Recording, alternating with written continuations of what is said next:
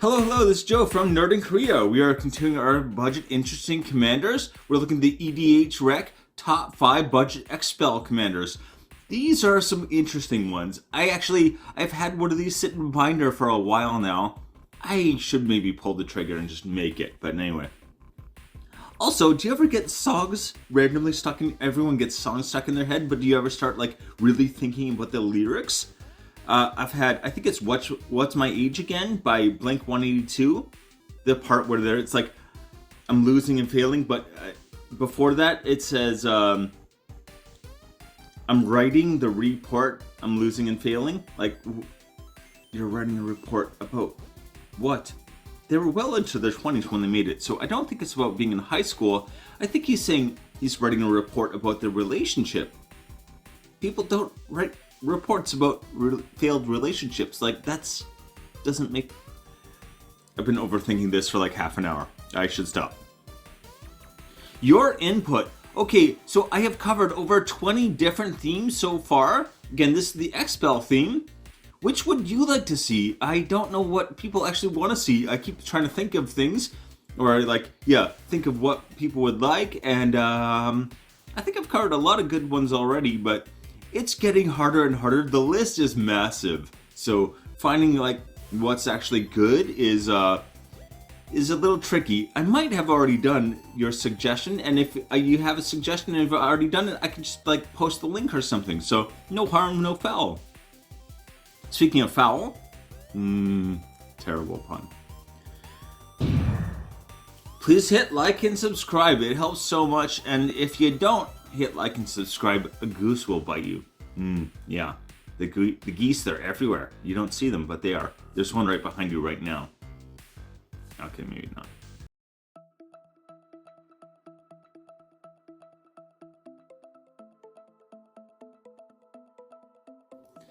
In the 99. Okay, so the Stone Coil Serpent.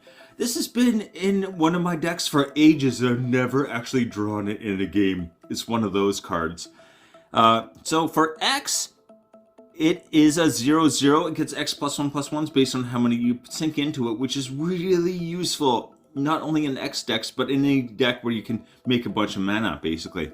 I have it in my Saheeli deck because she's really good with the X spells. Anyway. Reach, Trample, Protection from Multicolored. Protection from Multicolored is a lot more useful than you might think, especially in a game of Commander, because like almost, unless it's a monocolored deck, all commanders are going to be multicolored, right? Or maybe not all, but yeah. I'm not going to get into that. I've made a video on the color identity already. Stone Coil Serpent enters with X +1/+1 counters on it. Yeah. Reach, Trample, Protection from Multicolored. That's what I'm really in it for. The Reach and Trample. So offense and defense, it is amazing on. 96 cents. The Goose Mother. Not the one behind you. A different one. Is 2, or sorry, not 2. It's X. My glasses, I think I might need new glasses. X green blue. Simic. For this 2/2 flyer, so it enters the battlefield with X +1/+1 counters on it. So this is also a flyer that gets X +1/+1 counters, and it starts as a 2/2, not as a 0/0. So if they like flicker it or something, it doesn't like just die, which is nice. And when the Goose Mother enters the battlefield, create half X food tokens rounded up. So especially, if you're looking for like food token synergy, this is really good. I'm actually working on a food token deck right now. The only color it doesn't have is blue. I thought blue was like not a food token color, but anyway. Whenever the Goose Mother attacks, you may sacrifice a food. If you do, draw a card. So yeah, even if you don't have other ways to use food in that, this is going to turn into card draw, which is real nice. Anyway, 44 cents. And Aurelia's Fury. So X and Boros, red-white. So it deals X damage divided as you choose among any number of creatures and or players. The flexibility on that is so insane. And you can say exactly how much damage it's doing. Just pump a whole bunch into that. It's just like deal damage however you want. You can use it for like winning the game, or like a finisher, or I guess a finisher is winning the game, or just like a kind of a one-sided board wipe, or like just so much you can do, especially when you can be like, that has 2 toughness, it takes 2 damage, done. Whew. Tap each creature dealt damage this way. Players dealt damage this way can't cast non-creature spells this turn. Oh, and it is an instant, so you can use it on someone else's turn. So you can wait until after they're untapped, and then the main one, tap down their board and make it so they can't block or cast non-creature spells. That's so mean, but hilarious. Anyway, 149.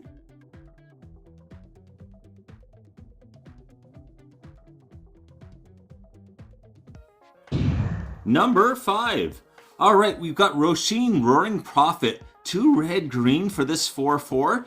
4 CMC for a 4/4. Not too shabby a start. So when it enters the battlefield, mill 6 cards, put a card with X mana cost in, excess mana cost from among them into your hand. Not a bad start. Again, if you can do a lot with mill, right? Green is pretty good with getting things out of your graveyard, so you could probably turn that into an advantage. And then tap her, reveal any number of cards with X in their mana cost in your hand. Add colorless for each card revealed this way. Spend this mana only to cast, only on costs that contain X. So it gives you extra mana. This is not as good as a future one, I think, because it is like a one-time per turn thing. It is nice having that added bonus. So if you can get a good amount of like cards in your hand, especially the X cards, you can stack up pretty quickly, right? It's going to end up being, even if you've got 3 X spells in your hand, that's 6 extra mana for whatever you want. And the card you cast can be one of those cards as well. So that's kind of nice. Definitely not as powerful as someone on the list, but she is number 5 for a reason, right? 25 cents. Yeah, one thing I would point out is that X spells, the flexibility of X spells has really increased over the last few years, and that's something that she can benefit from. Alright, so these are X spells. Again, we want as many X spells as possible, so we're going to have to find ones that are very flexible. Things that are going to hopefully do things we really need them to do, or more than one thing.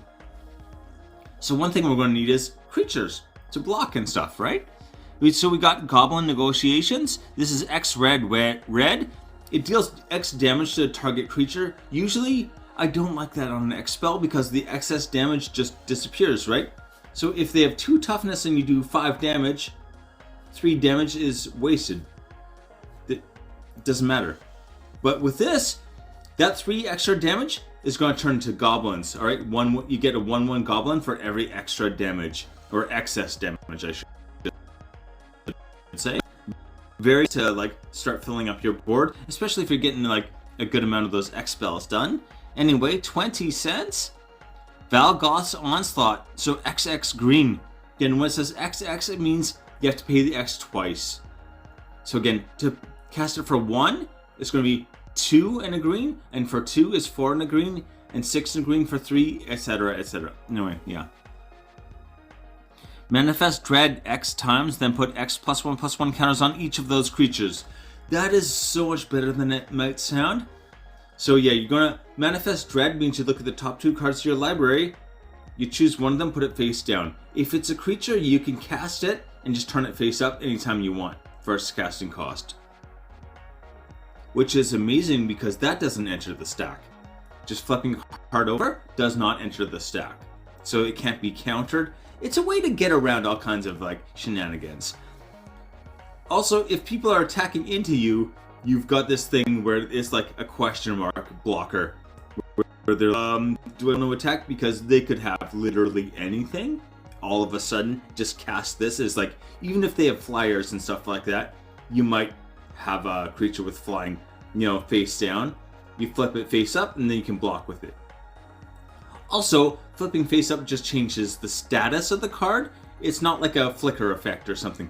It doesn't actually leave the battlefield, meaning those +1/+1 counters, let's say you got 4 +1/+1 counters on it, the creature gets 4 +1/+1 counters. They stay on it. So yeah, that is going to be real dangerous. Also, just like the unpredictability of it is very powerful, because like people don't want to attack you if you got a bunch of face down things that you can turn up face up anytime. It's a really bad idea to like start messing with you, basically. Anyway, 69 cents. Animus Awakening for X and a green. This is just amazing. Reveal the top X cards of your library. Put all land cards from among them onto the battlefield tapped, and the rest onto on the bottom of your library in a random order. So you can just get a whole this ramp spell. This could very well be like one of the best ramp spells in the game. If you can cast X for a good number, which she's probably going to be able to do. If you're going to be able to cast X for a good number, this is just going to come in and just like be a monster. So if there are 2 or more instant or sorcery cards in your hand, untap those lands. So if you've got 2 or more instants or sorceries in your hand, you're going to put this huge pile of lands into play and immediately untap them. And it doesn't care about things like, comes into play tapped or something like that. Doesn't matter. It doesn't say basic land, it just says land, right? Any land will come in untapped as long as you've got like 2 instants or sorceries, right? Yeah. In your hand. Hey. Number 4. Okay. Rowan, Scion of War. Rowan is in 1710 decks. I think I forgot to say what was for the number of decks for the last one. But anyway. So we got 1 red, black. Rakdos, first of all. 4/2 with Menace. Not bad. But yeah, this is a life, basically a self-life drain commander. Spells you cost this turn that are black and or red cost X less, on tap, X less to cast, where X is the amount of life you lost this turn.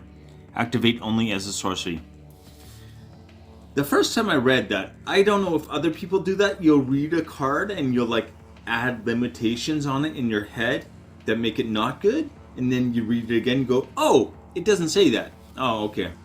I was thinking the next spell you cast this turn costs less to cast. It's not what that says. So no, it's all the spells that are red or black. So that's great for X spells, but it is not limited to X spells. This is nice for an X spell commander because you don't have to like put all your eggs in one basket kind of thing. It's an X spell commander that kind of doesn't care about being an X spell commander. But yeah, so you can damage yourself, tap Rowan, and boom, you've got this pretty massive cost reduction. As long as you keep making colored mana, you can probably just keep casting. Even if you can get like 4 damage on yourself, you could probably like cast just about everything in your hand. Maybe the X spells wouldn't be the best with only 4. You want higher for X spells, but just so useful. 40 cents? Okay. We got it for 1 black, 1 life. For black, pay 1 life and add 1 mana of any color. So yeah. That's 99 cents only. Basically, anytime you use black mana, you do this to damage yourself, and then you're making any color mana you want. Probably more black, but even if it's more black, that's okay. The point is to do that 1 damage. So even if you have 3 black that you put into this, you can take 3 black back out and get 3 damage. And that way there's 3 cost reduction to all of your black and red spells. So that will probably be quite a lot. If you cast even like 2 spells, so that's actually 6 mana you've saved, right? Oh boy. Anyway, we got Kirik, Son of Yawgmoth. This used to be way more expensive. Am I wrong? Was this not like a $30 card at one point? I saw it recently and was like, that seems wrong. I'm actually hesitant about putting cards like this on because I did Urza High Lord Artificer on one list, and then he was actually below $1 for like a week, and then he shot back up to $10. So he was at like 20 or 30 or something like that. Went down to under $1, and then I made the video, and then the next week he was like $10 again. Like, it looks like I'm lying or something. But anyway, he has lifelink, which is always nice. And for each black in a cost, you may pay 2 life rather than pay that mana. So this is like kind of doubling down on that life, right? That kind of life drain thing. If you get lots of lifelink, this can be extremely useful because you can damage yourself a bit and then use more damage to yourself to keep feeding, you know, your spell casting. Number 3. Okay, it is the afternoon here. Unfortunately, I have a playground just outside my apartment. The windows are closed and everything, but the kids can scream so much or so loud that you can like sometimes hear it right through the closed window. So if you hear children screaming, I'm not a crazy person or something, okay? It's just an unfortunate thing about my apartment. Okay, Hinata Dawn Crowned. I can't talk again. Anyway, so we got 1 blue, red, white Jeskai 4/4. 4 seems to be 4/4, not bad. Also, Flying Trample. Flying Trample is one of those combinations I really like. Flyers a lot of times do not have that high toughness unless they're like dragons. So that can usually do some work. Anyway, spells you cast cost 1 less to cast for each target. Spells your opponent's cast cost 1 more to cast for each opponent. So there's kind of a bit of a stacks thing there, which you may not like, but that 1 cost reduction per target is amazing. You do need spells that have multiple targets, but they actually don't have to be X spells. So this is another X spell commander that kind of doesn't care about X spells specifically. What you do need though are spells that hit many things. So an X spell that hits only one thing, that doesn't really work for this commander. You need X spells that hit a whole bunch of things, or any spell that has a whole bunch of targets. And for each of those targets, you're getting that cost reduction. It adds up pretty fast. Okay, 25 cents only. Alright, by force. Again, so for X and a red, destroy X target artifacts. So every artifact you target pays for 1. So basically you can cast this for a red and destroy all the artifacts on the board except for yours, which is good. Yeah. Actually pretty amazing. Anyway, 25 cents. Curse of the Swine. We got X blue. Exile X target creatures. For each creature exiled this way, its controller creates a 2/2 boar creature token. So yeah, you're just transforming everything into 2/2 boars. Everyone else's board just gone. It's a 2/2 boar season now, which probably won't be very helpful. So yeah, that's amazing. Again, every extra target is X more or mana, and it gives you that 1 mana cost reduction. And so you can target the entire board, commanders and all, and just like everyone else has got like our pig farmers now, basically, except for you. 25 cents. And so this is not an X spell. This one, Hunted by the Family. Super creepy looking one. I think this is from Doctor Who. So we got 5 blue. This is cheap because the casting cost is usually terrible, right? But choose up to 4 target creatures you don't control. For each of them, that creature's controller faces a villainous choice. So they do get to choose here. That creature becomes a 1/1 white human creature token and loses all abilities. So they can be a 1/1 human with no abilities whatsoever. Or you create a token that's a copy of it. In Commander, this is amazing because you're basically going to get a copy of everyone's commander, or their commander is not their commander anymore. And trapping someone's commander on the board is like the best way to like deal with commanders. I don't think they want to give you their commander. But anyway, you can do that with everyone's commander and one more even. So yeah, you're gonna get some value out of that. 25 cents again. Number 2. Okay, we got Magus Lucia Kane. Okay, she is 1 green, blue, red. So that's Teamer for a 1/1. 4 CMC for a 1/1 sounds not too good, but let's give it a second here. She has Spiritual Leader. At the beginning of combat on your turn, put a +1/+1 on target creature. Any creature you want, +1/+1 every combat.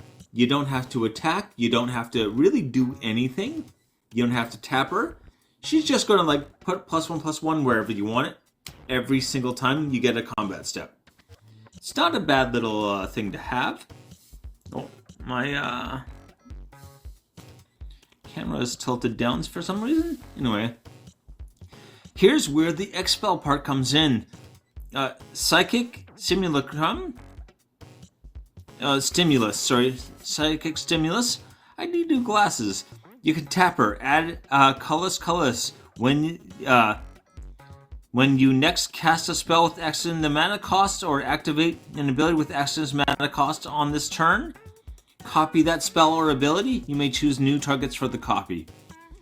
So that's, first of all, she's basically working like a mana rock that puts counters on creatures, and also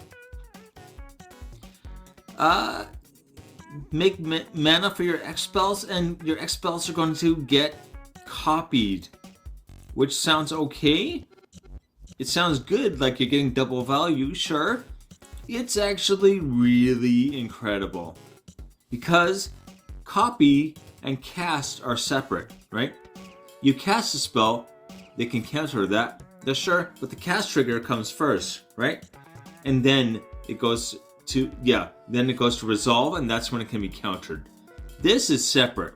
Basically, every time you cast a spell, you're going to get a copy. Even if the original one gets countered, if they use counter spell, the copy still happens.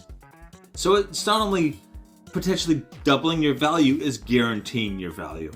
And the copy of X, if it's a permanent, or it comes in with like tokens, you get the same number of tokens. X has the same value. So yeah, that is really nice for 78 cents only. I expected this to go up by now, honestly. So we got Zoanthrope. So X red blue. I have this in my Saheeli deck. I love this one. It has Ravenous. Ravenous is a keyword. If you're using X spells, you gotta look for Ravenous. This creature enters the battlefield with X +1/+1 counters on it. If X is 5 or more, draw a card when it enters. So it's going to give you a card draw, which isn't a big deal, but 1 card just for casting, a nice bonus, that's for sure. Flying Ward 2. Good start. So this is going to probably be 5 or bigger. Flying Ward 2, that you get to draw a card, but there's more. Believe it or not, there's more. Warp Blast. So when it enters the battlefield, it deals X damage to any target. So you can cast this for a whole bunch. Get a huge creature, Flying Ward 2, draw a card, and you're going to like just automatically do a bunch of damage when it enters to any target you want. That's insane. Even like 3 years ago, this would not be a card. I played this recently in my Saheeli deck. I actually got to bust this out, and people at the table were like, wait, what? What does it do? Does that and that and that and that? What? It's crazy. Anyway, 50 cents. Okay, so this is one that I'm including more as like kind of like a cautionary. But anyway, we've got X green blue. So when you cast the spell, you gain half X life and draw half X cards rounded down each time when you cast the spell. So if you make a copy of it, this does not happen. The copy does not have this effect. It does specify when you cast the spell. right? So yeah, you do get, the flying trample. It enters the battlefield with X+1/+1 counters on it, so it's going to be a token with flying trample and have however many +1/+1 counters. Yep, it is still going to copy all that. The copy is not going to have the card draw and life gain. Sorry, no dice there. Anyway, 64 cents. Tyrant Guard. This is X2 and a green. Once again, has Ravenous. So again, if you cast it for X being 5 or more, draw a card. Really nice little bonus. So you can sacrifice it. Creatures you control with counters on them gain hexproof and indestructible until end of turn. I actually want to order some of these just because this is such a useful little thing to have in your, like, any kind of counters deck. I'm thinking +1/+1 counters with green. You like, here it's a teamer. You can easily do +1/+1 theme because she helps out with that as well. So yeah, but maybe even a Selesnya +1/+1 counters deck is what I was thinking. But anyway, or a Naya. Right, I want Naya. Anyway, okay, I don't need to keep rambling. 91st cents. Number 1. You might be able to tell what the number 1 is by the art here. Zaxara the Exemplary. So we got 1 black blue for this 2/3 with Death Touch. That's nice. I have this card. I can't figure out why.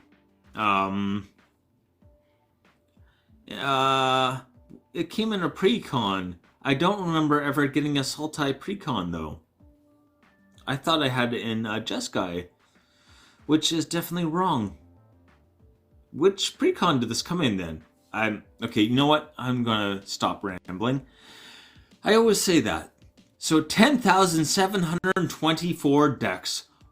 Oh, that's not messing around. Very, very popular one right here.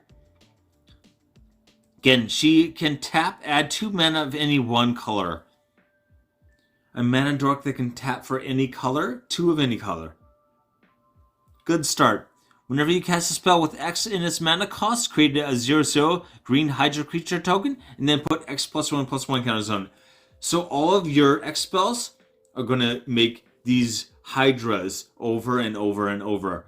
Hydra, Kindred, and X spells go together very well. I think we've had Hydras on the list already. But yeah, there's lots of X cost Hydras. So you're going to, like, cast a Hydra, get a Hydra. Buy one, get one free kind of thing. So you can really lean into Hydra and +1/+1 counters and X spells all synergize very, very nicely. So we got Vastwood Hydra, speaking of. So we got X green. So it enters the battlefield with X +1/+1 counters on it, pretty standard. And when it dies, you may distribute any number of +1/+1 counters equal to the number on it to any number of creatures you control. So if this has 7 +1/+1 counters, when it dies, you can put those on whatever you want. Which is very, very useful, especially if you want to go like a commander damage win con or something like that. Be able to just like suddenly boost your commander up a whole bunch. That'll be pretty handy. Anyway, 130, and we got Corpse Jack Menace, which is I feel like I've read this card many times and never said the name out loud before. It's kind of a funny name. 2 black green, so we got our Golgari for a 4/4. Not bad. If 1 or more +1/+1 counters will be put on a creature you control, twice that many +1/+1 counters are put on it instead. Double. So all of those Hydras you're making, you're gonna just double the amount of +1/+1 counters. They're going to be massive. This is terrifying. Only 50 cents as well. I've got to order some of those, I think. Villainous Wealth. I've actually seen this once played in a game, and the person won off of it. That's for sure. So we got X black, green, white against Sultai. Target opponent exiles the top X cards of their library. You may cast any number of spells with mana value X or less from among them without paying their mana cost. Get any number of spells with mana value X or less. That is not adding up, right? Like if you cast this for 7 and then Sultai, you can cast things equaling 7? No. Everything, the exile 7 cards, and if you can cast all 7 of those cards, if they cost 7 or less, you can do all of them.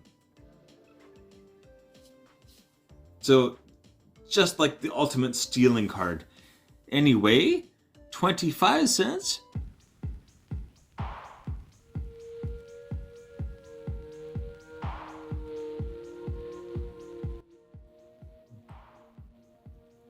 The list. Okay.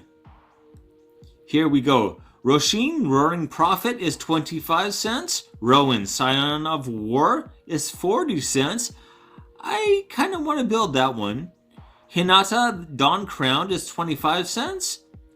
Magus Lucia Kane, 78 cents. I have her sitting in a binder because I really thought she would go up.